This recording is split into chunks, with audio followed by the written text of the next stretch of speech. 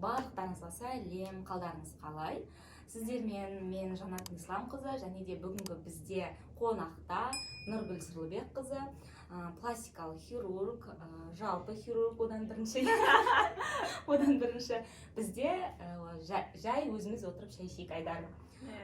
Бұл видео қалай айтсам екен, екі дәрігердің арасындағы былай дәрігерлік жолы жайында сұрақ қойылатын кішігірім сергіту сәті, мүмкін бұл видео басқа да кісілерге пайдасын тигізіп жатар, мотивация болып жатар, Хорошо, кеттік. Нұргүл Сырлыбекқызы, сіз қазір мысалы жалпы пластикада жүрсіз, пластикалық хирургияда жүрсіз. Вообще өзіңіз қай жақтың тумасыз, вообще неден басталды осы медицинаға келу? Негізі мен Қызылорда қаласының тумасымын. Қызылорда қаласында тудым, Қызылордада өстім, басқа жерді көрмедім деймін. 17 жасқа дейін десе? 2013 жылы Құдай қаласа әкемнің қолдауымен осы Астана медициналық университетіне түстім. Негізі медицинаға түсуге себепкер болған кісі ол менің анам. Анам осы медиктерді үнемі алға тұтатын, өте абзал жандар деп айтатын, сондай бір өте медицина туралы сөзінің бәрі жақсы болатын адамдардың бірі болатын негізі. Поликлиникаға кішкентай кезімде поликлиникаға мен өзім баратын тұғым, мамасыз. Сіңілерімді апарып, анализдерімді апарып, сол 11 класста да 10 класста да өтетін кездер бар еді, прививка деген мәселелер бойынша, соған да өзім баратын.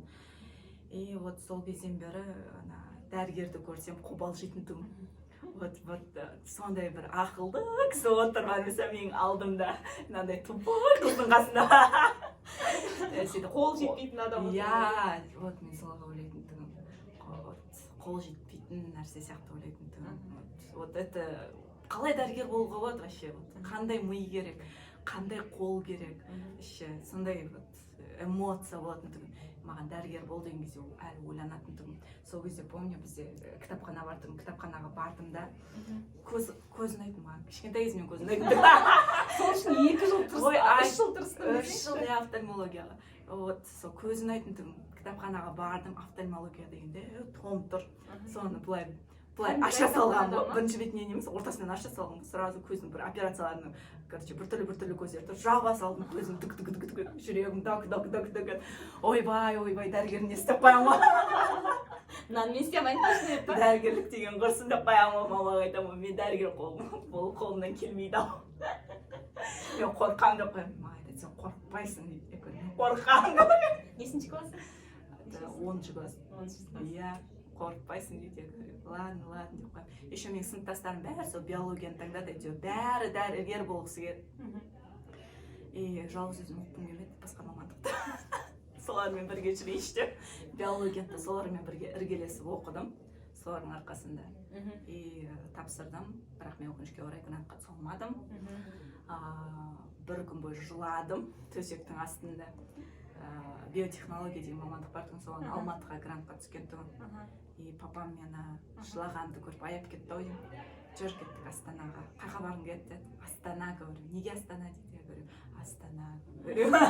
Больше куда? Нет, білмеймін неге екенін. Астана бір әдемі, бір инопланетный Қазақстан сияқты. На самом деле, бір как будто қол жетпес жер сияқты. Шынымен де, мысалы анау бәйтеректі нені суреттен көреміз ғой, ол кезде интернет дамымаған қатты заман, телевизорде көретін Қазақстан. Как будто бір басқа шетел сияқты көрінетін деген Астана деген. Мүмкін қазір де солай шығар на самом деле бір адамдар үшін, білмейміз ғой. Айта беріңіз. Сол сөйтіп. Сол сөйтіп папамның қолдауымен, Аллаға шүкір, Астанаға келіп мені түсіргізіп, туысқандар мені тастап кетті. Ол туысқандарымды 2 класстан бері көрмеген ғой, ол кісілер менің 2 класс оқығаннан бері Астанада тұрады. Көрмегендіктен кішкене ыңғайсыз ғой. Кішкентай кезінде ғана көрдім, одан кейін мүлдем көрген жоқсың ол кісілерді. Үйінде тұру қиын болды. Но кейін үйреністік, жақсы болып кетті. Рахмет ол кісілерге, көп рахмет.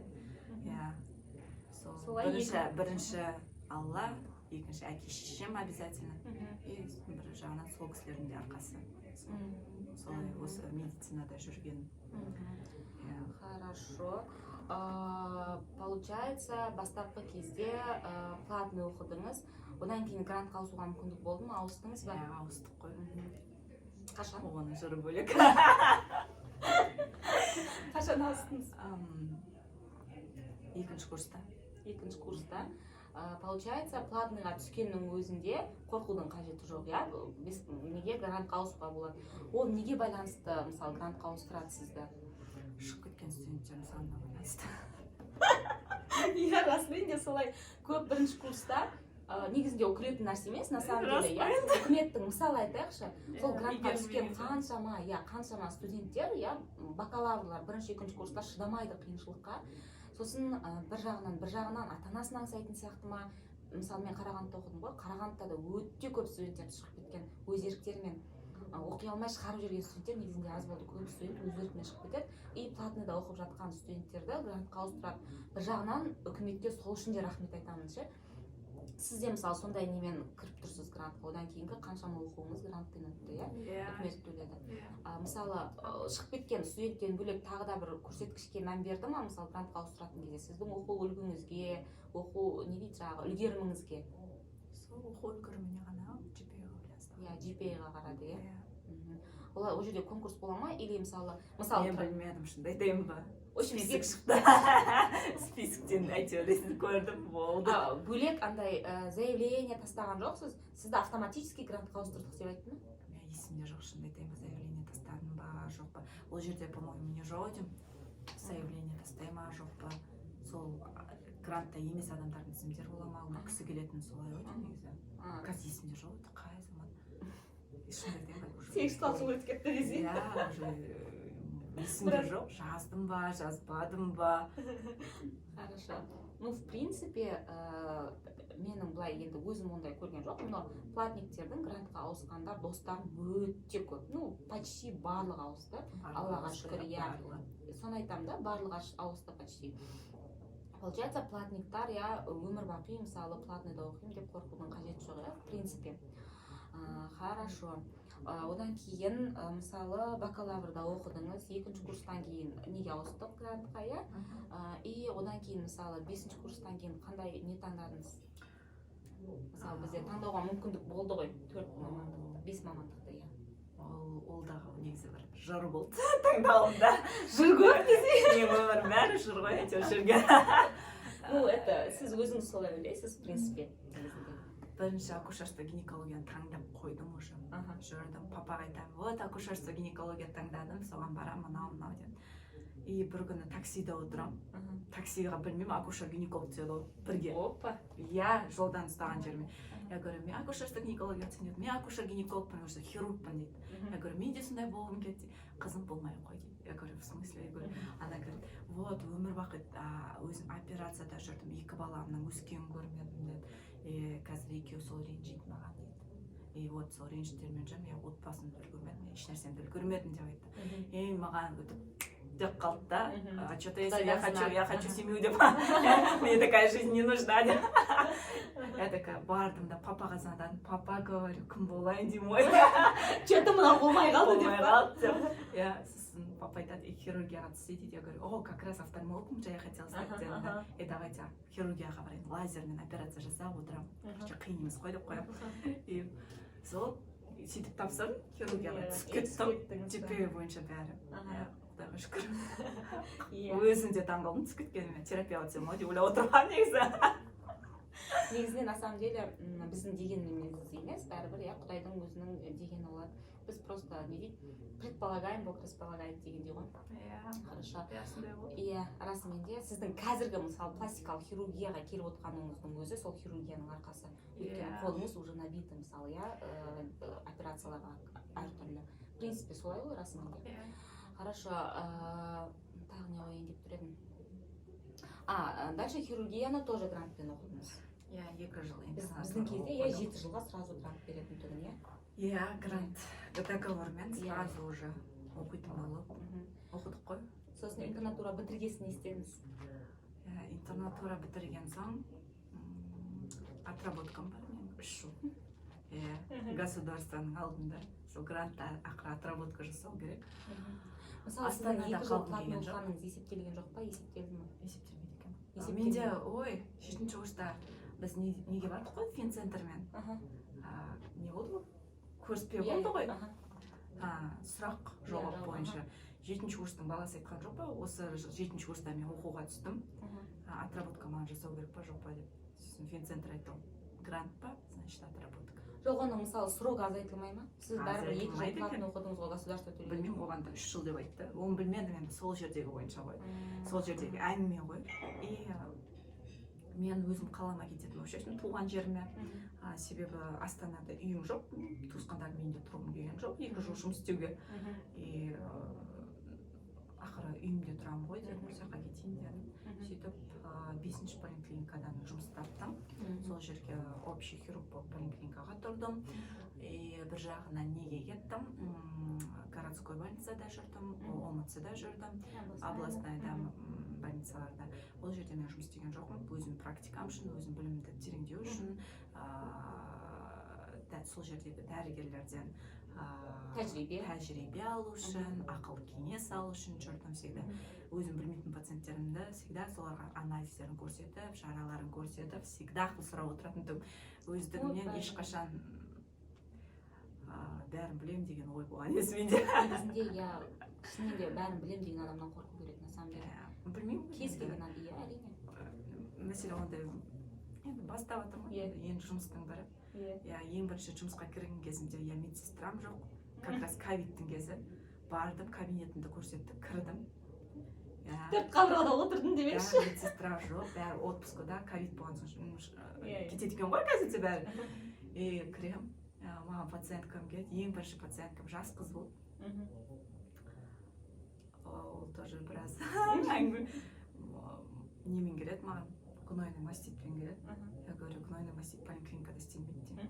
Мен айтамын, сізге не кету керек, больницаға направление жазып жіберем, больницадан маған қайтып келеді. Я говорю, мен қайтадан жіберем, сол онкологтарға жіберем, ол қайтадан маған қайтып келеді, өзің істе деп. И пришлось жалғыз өзім сол жерде инструменттерді де, короче, өзім нелерін де, короче, сол жерде травматологтың медсестрасы болды, соған рахмет. Инструменттер бәрі әйтеуір стилизациямен келген. Сол сөйтіп кесіп, сол жерде жалғыз өзім істедім. Білмеймін әйтеуір. Жазылып кетті, бәрі жақсы болды, конечно. Просто протокол бойынша поликлиникада жасауға болмайды деген нәрсе бар еді ғой. Сол бойынша жүрген ғой. Менде былай келген кезде приказның адамы ғой. По приказу работает. Мен всегда по приказу. Просто қайтадан келе берді да, уже 3 рет алдыма келді, жарылайын деп тұр. Вот. Температура ешнәрсе жоқ. Наверное, менің жұмысым болған шығар. Оңтүстікте жұмыс істедім, адамдардың бәрі ашық. Білген соң бар. Жұмысты оңай болады. Бір жағын отбасыңның өзінің саған қолдауы бар. Үйге келіп, әйтеуір мұңымды айтам, сөйтіп ұйықтаймын, нормально боламын, ертесіне тұрамын да кетемін. Жақсы, сөйтіп. Қанша уақыт мұң айттыңыз, если не секрет? Каждый раз ғой. Нәрсе дұрыс емес болса, сразу мұң келеді. Бәрі жақсы болса, еш нәрсе айтылмайды. Жақсы нәрсе деген айтылмай ма сонда? Жақсы нәрсе ешқашан айтылмайды. Хорошо, в принципе, оны айтып үйрену керек. Өйткені негізінде. Хорошо. Получается, сіз мысалы офтальмолог болғым келді дедіңіз. Оған мүмкіндік болды ма? Болды. Ақшам болса бәрі болады. Получается, платно оқуға мүмкіндігім болмайды. Өзі сондай бір период болды. Менің өмірімдегі платный өзіме өйтіп оқуды қамтамасыз ете алмайтын кезім болды сондай. Сондықтан салмадым. Қазір қай жерде жүрсіз мысалы? Қазір осы жылы неде жүрмін, пластический хирургияда жүрмін. Қазір платно жүрсіз? Платно жүрмін. Хорошо, получается, сіз сол мысалы интернатураны бітіргеннен кейінгі қазірге дейінгі жағдайыңызда не істедіңіз? Ақша жинадыңыз, получается? Ақша жинау. Имеется в виду платныйға оқыту. Ақша жиналды, бірақ ақша жиналған кезде мен сразу офтальмологияға кететін ойлаймын. Мәселе ондай емес. мен косметологияда жұмыс істедім еще қосымша. И косметологияда жүріп осы мамандықтың қыр-сырын білгеннен кейін уже ұнай бастады. И бір жыл полностью косметологияға берілейінші деп ойладым. 2 жыл поликлиникада жұмыс істеп болғаннан кейін косметологияда жұмыс істедім толықтай. И сол кезде пластический хирургиядан келген адамдар келе бастады маған. Уже мамопластикалар бар адамдар, подтяжкалар бар адамдар, блефаралар бар адамдар. Прям көзге көрінерліктер өзгеріс айта алмаймын енді. И жақсы жағынан өзгерістер болды. Мен көрген адамдардың барлығында жақсы жағынан өзгеріс болды. И мен соларға қарап тұрып, это вот чудотворцы. Вот у меня только эта мысль была, это чудотворцы, вот просто чудо творят. Қалай тігеді дейсің ғой. Но на самом деле бәрі бірдей тігеді ғой, просто имеется в виду деймін да. Өзінің тактикасы, техникасы бар дегенде, қай жерден алу керек деген сияқты. И вот сөйтіп пластический хирургтардың бүкіліне подписалась, солардың өмірлерін аңдыдым, қарадым десем болады, ұнады өте жұмыстары, қатты өзім пациенті болғым келіп кетті даже. И сөйтіп жүріп бір пластический хирург резидентураға грант ұсынып. Мен сол жерге практикаға бардым, сол кісінің арқасында қазір оқып жатырмын. Менің оқуымды полностью төлеп отыр, құдай қаласа сол кісіде полностью жұмыс істеймін. Рахмет ол кісіге. Сіз, получается, сол кісінің атынан гранттасыз. Дұрыс түсіндім ба? Иә. Получается, платный деп қана жүгіре берудің қажеті жоқ, әртүрлі көздерден грант көзін табуға болады. Иә, мен сол кезде ойланып қалдым, что-то Астанада қала беру керек пе, может басқа да мүмкіндіктер табылатын бе еді, оны кім білсін. Іздемеген соң білмейсің ғой. Мен бүкіл мүмкіндіктерді тек Қызылордадан іздедім, мен шынымды айтайын. Акиматынан іздедім, больницасынан іздедім, но мен қалағандай болмады барлығы. Енді сізге сондай бір 2 жылдық, 3 жылдық па білмеймін, бір тәжірибеден өту керек болған ғой, значит. Сізге мысалы айтайықшы, сіз егер сол кезде Қызылордаға қайтпаған кезде, енді менің жеке ойым, сізде қазір пластический хирургияға келмес едіңіз деп ойлап отырмын. Сіз офтальмологияға кетер едіңіз негізінде. Сіздің ойыңыз өзгерткен осы бір период, Қызылордада болған периодыңыз сіздің. На самом деле. Значит, та же ситуация, әрбір істегені сол жақсылыққа. Ата-аналар, мысалы, былай ойлайды да, мысалы 10 жыл оқиды, 10 жыл бойы баға салмай оқу керек деген нәрсені. Мысалы, келіп айтады ғой, сіз неше жыл оқыдыңыз, 10 жыл сен ойбай деп қиналып кетеді да, мен үшін қиналып кетеді мысалы. Енді сізде ондай болды ма болмады ма мен білмеймін. И сол жерден сұрақ туындайды да, мысалы сіз қай уақыттан бастап әкеңізге тәуелсіз жұмыс істей бастадыңыз? Әкеңізге тәуелсіз бола бастадыңыз? Тәуелсіз? Мақтан алмаймын, что ерте кезден бастап тәуелсіз болдым деп. Әкем мен университет 7-ші курс бітіргенге дейін мені бақты.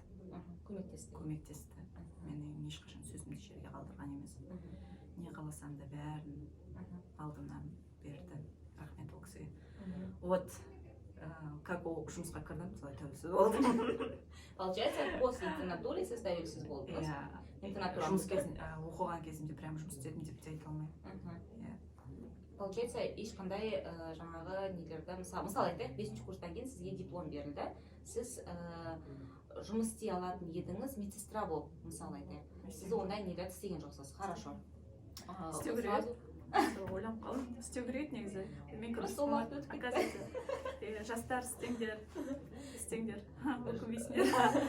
Жоқ, ол әркімге әртүрлі, мысалы жұмыс. Просто мен кезімде 7-ші курста бітірген кезде, оқуға түсетін кезде, вот медсестра болып жұмыс істегендердің стажы есептеле қалды. Сондай ситуация болды ғой. Резидентура. Ковидке медсестра болып кеткендердің несі, прям привилегиясы жоғары болып кетті.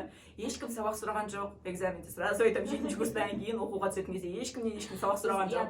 Сен жұмыс істедің ба? Сен стажың бар ма? Сен ковидте болдың ба? Болды, басқа сұрақ болған жоқ. Ол кезде, именно сол ковидтің кезінде шынымен де қатты мән берілді.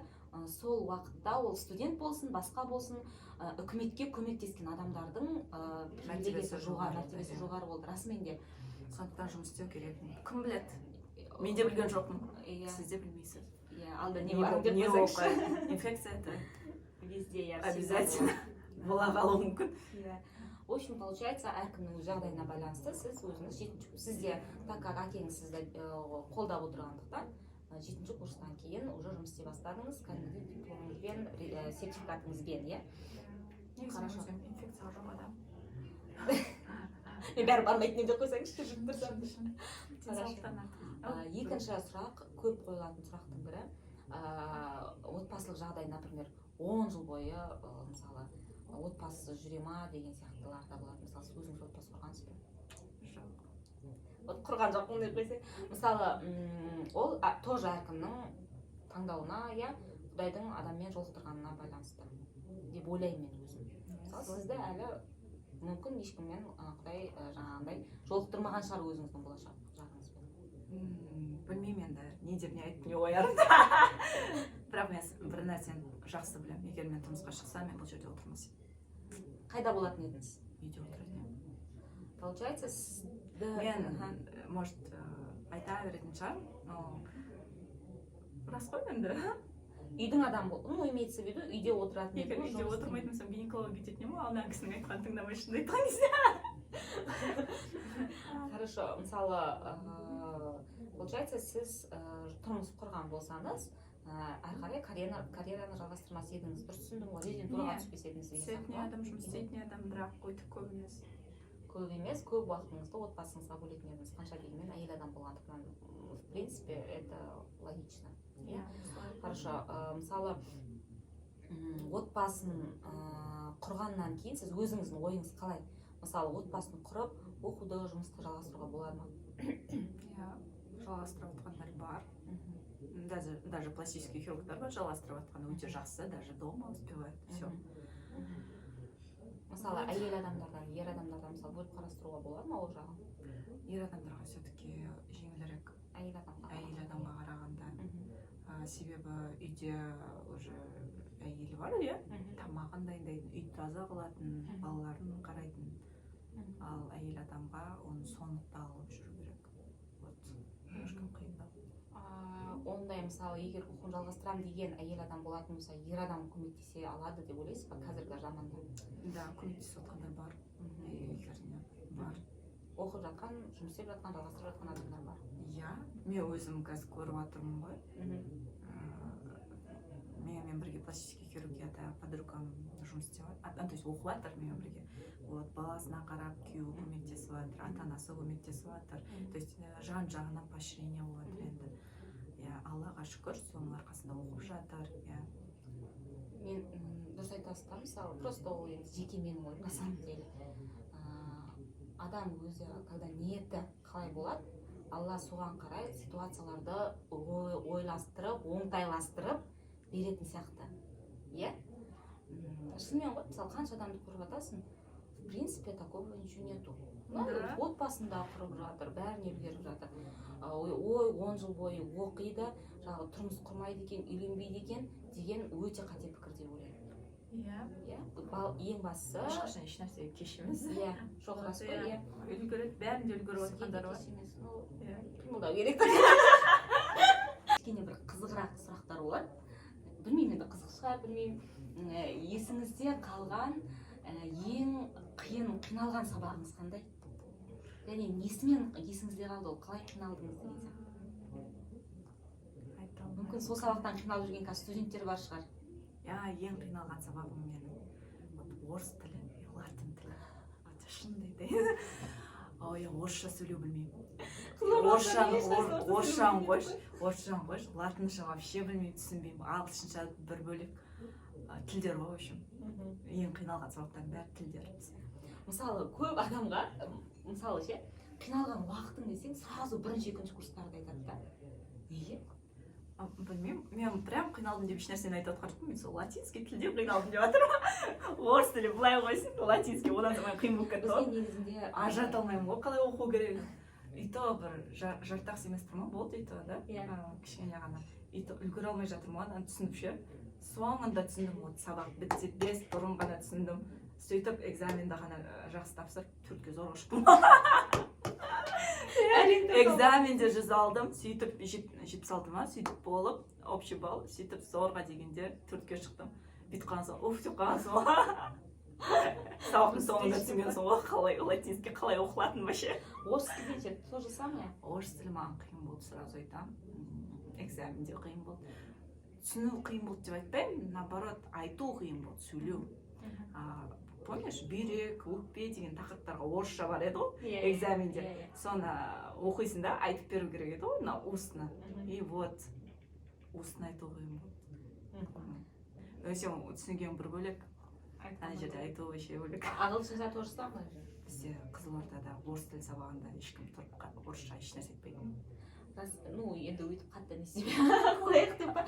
Çünkü мысалы, шынымен де Қызылордада орысша ешкім сөйлемейді. На самом деле орыстардың өзі орысша сөйлейді. Орыстардың өзі қазақша сөйлейді. Қазақша сөйлейді. Сөйлей алмайтыны шынымен де қазақша түсінеді. Кәдімгідей.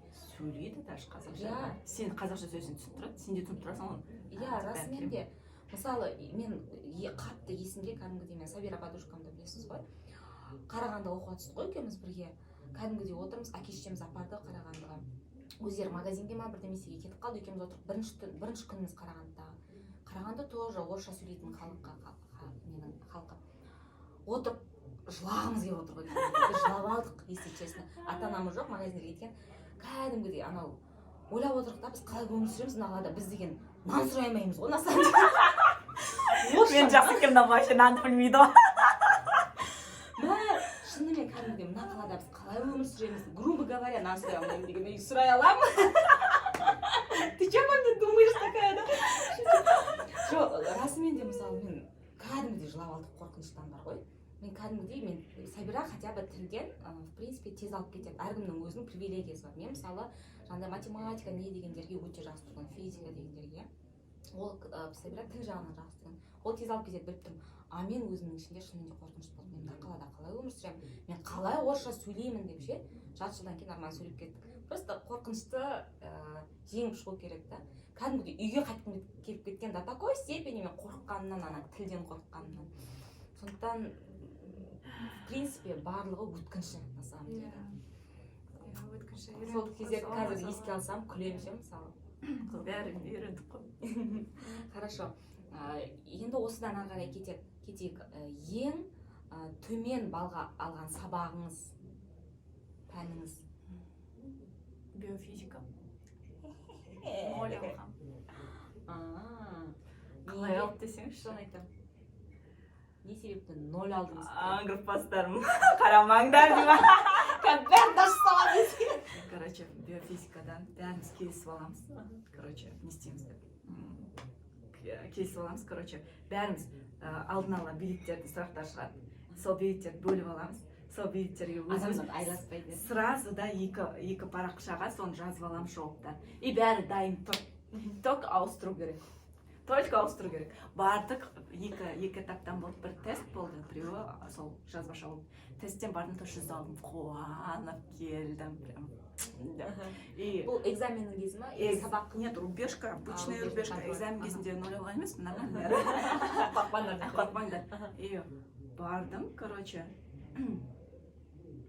ауыстырып атқан кезде, мен артында тұрген ғаным. Билетін. Мұғалім. Адам дейм. Мен жүрегім тук-тук етіп, уже все холодный пот у меня. Она забрала, вот так, короче, все, достать. Короче, сөйтіп сондай ситуация болды, 0 алдым. Сөйтіп екеуін бөлген кезде үйлі болды, рубежкамда. Да, сөйтіп. Хорошо, что тестім. Биофизикадан сөйтіп 4-ке шықтым. Сол биофизикадан ғана шықтым, ау деймін, 4-ке сол. Соңғы бірінші семестр сен. Вот, сондай ғой. Бірінші курстың бірінші семестрі, иә, биофизика болған. Сізге ғана 0 қойды ма сол кезде или бүкіл группаға қойды? Мен ғана. Получается, сіз ғана ұстап қалдыңыз ба, ауыстырып атқанда? Мен ұстап қалдым. Прикиньте, я не пойму, как? А неге мысалы сізге билетті беріп атқан адам ше, мысалы? О, билетті ауыстырып үлгердім да. Нені ауыстырып үлгермедім ғой, жазғанды. Өзіңіздің жазғаныңызды ауыстырып үлгермей қалдыңыз ба? Хорошо. Ана жерде бәрі тұрды да билетті. Менікі. А өзімдікін алдым, әйтеуір. И жауабын, просто жауабын шығарып үлгермей қалдың. Я. Просто биофизика это была такая профессия. Сабақ. что трудно найти, вот реально. Вот иненден жіп іздегендей болды реально. Жіптен ине ма, білмеймін қалай деп айтсақ болады. Кітап жоқ қой, нормально дұрыс. иә только Шынымен де кітап жоқ қой. Кітап жоқ жерде ондай айлау болса болмайды. Қазір одан кейін алып тастап сол сабақты мүлдем. Иә, зачем? Менің сіңілім оқымады сол биофизика деген сабақты. Прикинь. Ондай да болады екен. почему такая Түсінсем білмейсің. хорошо мысалы солай неғып жүрген кезде мысалы қай сабақты сіз түнімен ұйықтамай оқыдыңыз сондай болды ма сондай дайындалған пәніңіз Только анатомия, хирургия деген анатомия хирургия қай курста мысалы бірнеше курста болды ғой бізде үшінші курста ұйықтамай дайындалған сабағыңыз иә анатомиядан тоже самое а басқа сабақтардан сіз кәдімгідей күнделікті мысалы экзаменге дайындалғанда ше экзаменге дайындалған кезде ұйықтатып қалған сабақтардың бәрін. смело деп қойсай Мен баға туралы ондай не парилась никогда. Нет, парилась. Бірінші курста ғана. Сразу айтамын. Сол платно оқыған кезімде ғана. Қалған кездері өйтіп баға түсінбейтін тұғым. Оқи беретін тұғым, жүре беретін тұғым. Қалған кезде ғана.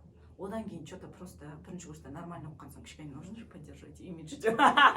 Оқу керек болды. әрі қарай уже пошло поехало десең Иә. уже просто әдетке бір айналдырып алсаң әрі қарай кететін сияқты иә бір оқысаң уже Ыңғайсыз ғой, бірінші курста оқып одан кейін оқымай қалды деген сөз. грант қауысып кейін бәрі кетті хорошо мысалы екінші курстан кейін грантқа ауыстыңыз стипендия ала бастадыңыз ғой сол стипендия ала бастаған кезде кейін иә құлап қалған кезіңіз болды ма стипендиядан үшінші курстан еще стипендиядан құлаған жоқ дальше нормально болып кетті көрген жоқпын әлі. ну до конца стипендия алдыңыз Басқа, но менің бір жақсы жерім жақсы память болды. Естіген сөздерімді, көрген нәрселерімді сразу запоминала.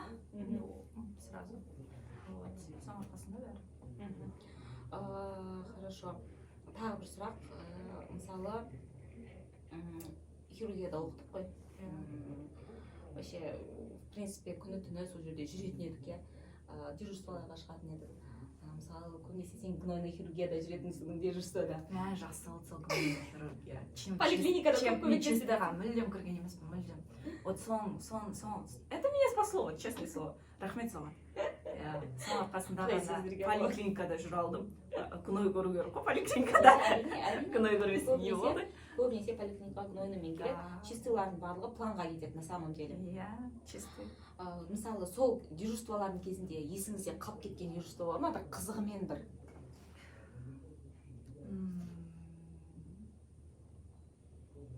Қызығымен? Иә. Бірінші кезде мен сендер гнойный чистый хирургияда жүрген кезінде басында мен неге кетіп қалғанмын торакальная хирургияға. И торакальная хирургия вот это была вот реально тишина ночью. Пациент спит, күнде ұйықтайсың. Утром ты уже прям хорошо себя чувствуешь. И сразу одан кейін бір айдан кейін ротация болды ғой. И сөйтіп қайттан келдім гнойный хирургияға. Дежурством всяко пайда болды. И мен білмеймін ғой, прикиньте. Дым білмеймін. Не істеу керегін білмеймін. Қалай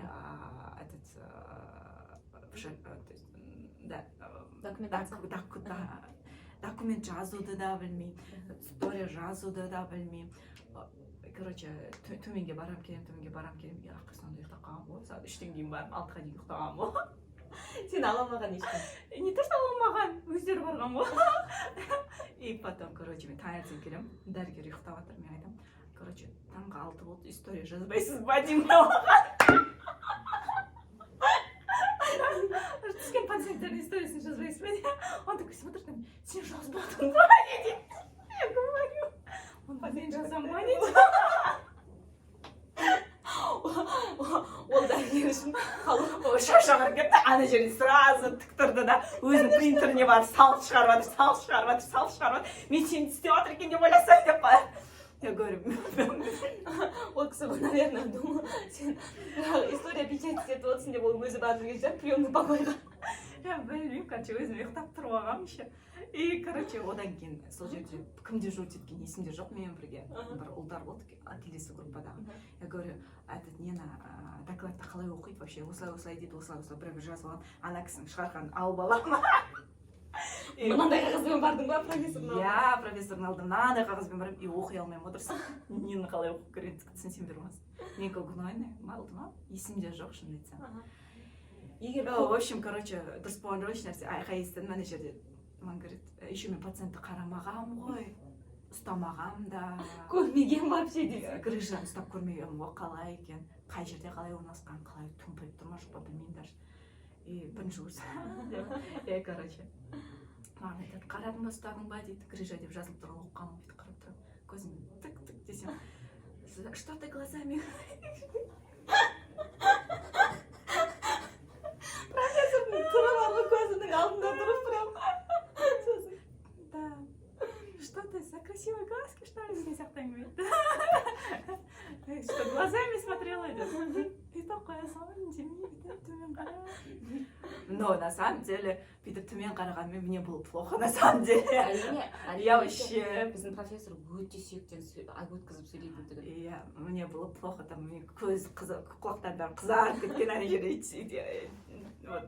Кірер тесік талмай жатыр. Өздерің ғана тұрсаң, ничего страшного интернеттерінде. Ана жерде 4-ші курста тұр ғой, бәрі майда шүйдалар. Майда шүйдалардың қасында сен әңгіме. Майда шүйда дей ма? Не айтайын деп тұр едім. Просто өзіңді андай никчемный сезініп қаласың, иә? Бірақ соның арқасында өстік на самом деле. Иә, содан кейін жиналасың. Үйрене бастадық, қалай айту керегін, қалай істеу керегін. Сөйтіп бәрі нормально болып кетті, әйтеуір құдайға шүкір. Үйрендім сөйтіп түнгі дежурствоға, пациент қарауды, пациент ұстауды, одан кейін барып жараны қарауды, перевязкаға кіруді. Ойбай, перевязкада мен бірінші рет кірдім. Ол кезде тоже кірді да. Үйтесің, бүйтесің, сөйтесің, сөйтесің деді, шықты да кетті, мен бірінші рет кірдім перевязкаға. А он не знает. Не знает, прикинь. Мен таракальныйдан келіп тұрмын ғой, таракальныйдан не перевязка істеп келіп тұр, еш нәрсе. Бүйтіп қарап тұрмын, қасымда медсестра тұр, мен бүйтіп қарап тұрмын. Дедім, бірінші бүйтеді деп айтты. Сөйтіп істедім. Әйтеуір нормально болды бәрі, істедік қой әйтеуір. Айтты самый главный последовательностьпен соған сөйтіп істеп бердім. Әйтеуір артымнан келіп айқайлаған жоқ, кім істеді деп. Соған рахмет. Бірақ бәрібір бір жақсы жері әйтеуір артымыздан тексеріп шығатын самом деле. Өйткені қанша дегенмен адамның өмірі болғандықтан кәдімгідей тексеретін. Тексереді ғой бәрі. Иә. Ешкім ешнәрсе айтпаған соң дұрыс болған ау деп ойладым. Өзіңе келіп ешнәрсе айтқан жоқ. Шоқты да бірінші рет салдым. Рахмет ол пациентке. Не. В принципе, хирургтың өмірінде бәрі бірінші реттен. Не только хирургтың, бәрінің өмірінде негізі барлығы бірінші реттен басталады. Не айтайын деп отырмын тағы да. В принципе, хирургияның кезі шынымен де менің өмірімде де өте қызықты кезеңдер тұр на самом деле. Ойбай, айтпаңыз, мен хирургияға түскен кезде қайда түстім деп маңырап қалған тұр. Қызығы мен шыжығы мол кезде. Ең бірінші түскен жеріміз қай жер екенін білесің ба? Қант диабет жері ғой, гнойная хирургия, диабетическая стопа. Неге ма? Первый городской, сентябрь, ең бірінші түскен кезім. Мен сол кезде ойлағам, что-то я не туда попала. Это не моя специальность. Потом, Ну, это реально была не моя специальность, вообще хирургия. Вот. Мне нравится красивая работа. Своя сейчас работа десең. Да, бірақ бір жағынан қуанамын, то что біз сол моментке тап болдық, то что мысалы хирургия болып, біз соңғы потокпыз ғой негізінде, соңғы қазіргі моментте ең соңғы потокпыз, который 5 отырысылға бөлінген. ВОП-ға, хирургияға, гинекологияға, интернатурадан кейін, бакалаврдан кейін ше. Сол жақсы еді. Иә, сол жақсы еді. Маған мен де сөйтіп ойлаймын, сол жақсы еді. Біз уже біліп тұрдық, біз ары қарай қайда кетеміз, және осы хирургический профиль біздікі ма деген сияқты.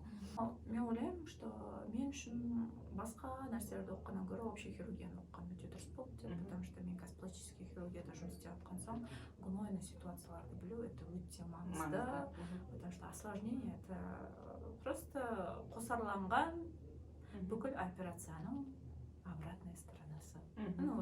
Операция никогда не бывает все прекрасно. Конечно. Операция жасалған жер это всегда не всегда этот.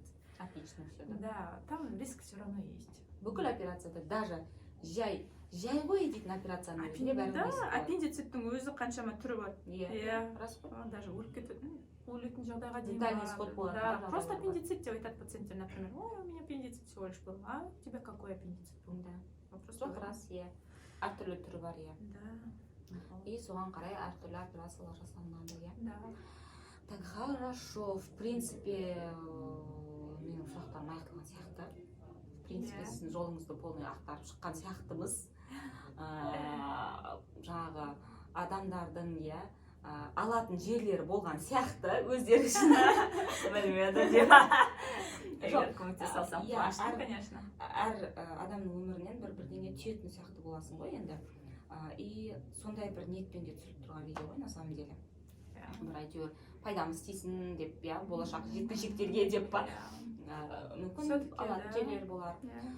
Сол бүгінгі біздің Нұргүл Сырлыбекқызының пластикалық хирургияға дейін келген жолы осындай. Қызықты да сәттері, жылаған да сәттері, иә.